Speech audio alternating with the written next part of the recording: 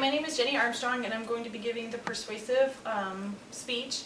I have my audience, my two boys, Brandon and Devin Armstrong, and my husband, who's also doing the videoing from behind the screen.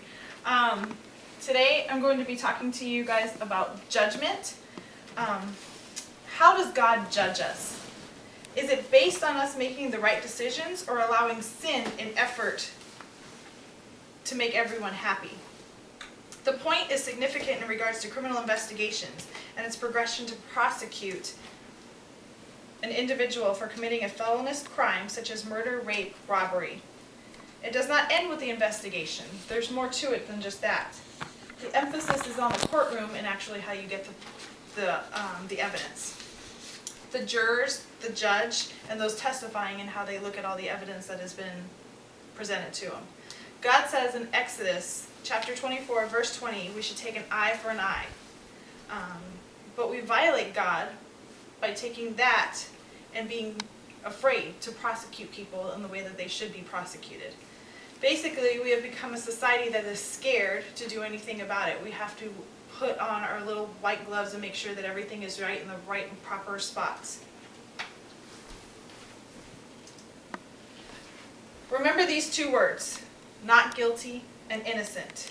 And we're going to talk about a defense attorney who plays off of these two words. Jurist William Blackstone said, "Better that 10 guilty persons escape than one innocent suffer." This is also known as this 10 to 1 has been known as the Blackstone ratio. Lawyers and all the prosecutors in defense are taught this in school. They are taught that it's better to let people go rather than convict them of the crimes that they have committed. A Missouri district court in 1877 said it was better that some guilty ones should escape than many innocent persons should be subjected to expense and disgrace attendant upon being arrested upon criminal charges. All of these different things are what we're going to be talking about and why we should actually prosecute for the actual crime and not being afraid of how it's done. The United States has less than 5% of the world's population, but it almost has a quarter of the world's prisoners. According to a special agent, Adam Armstrong, who's also my husband, he gave me some facts on criminal investigations and the actual crime scene. Upon arriving to the crime scene, detectives and crime scene technicians cannot begin to process the scene until they obtain visual or written authorization. If authorization is not obtained, then there's a possibility that all of the evidence is thrown out. Say, for instance, I stabbed somebody and I left the knife sitting right beside me.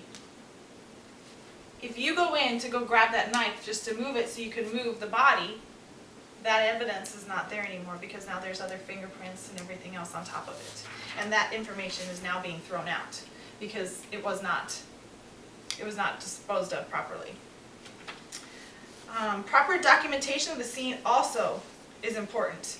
It's important to put the time and the date and have the different stamps that they need on these different evidence to make it proper.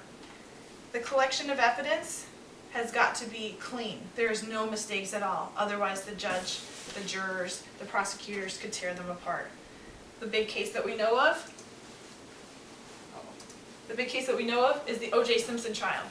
There was so much evidence that was being thrown at that had to be discredited because there wasn't enough proof. There was mishandling of the information, mishandling of the glove, of all of these different topics that is just too much to discuss at this point. We're so afraid of putting the wrong person in jail for a crime that they did commit. We're so afraid of doing somebody wrong that we're not doing anything and these people are actually set free.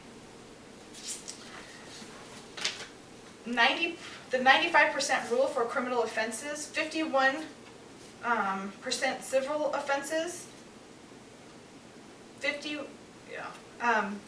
defense has the ability to suppress many of items of evidence or testimonial evidence through technicalities.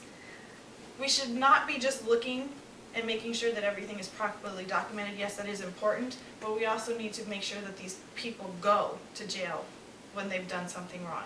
We need to make sure that we prosecute them for the things that they have done wrong and not just let them go.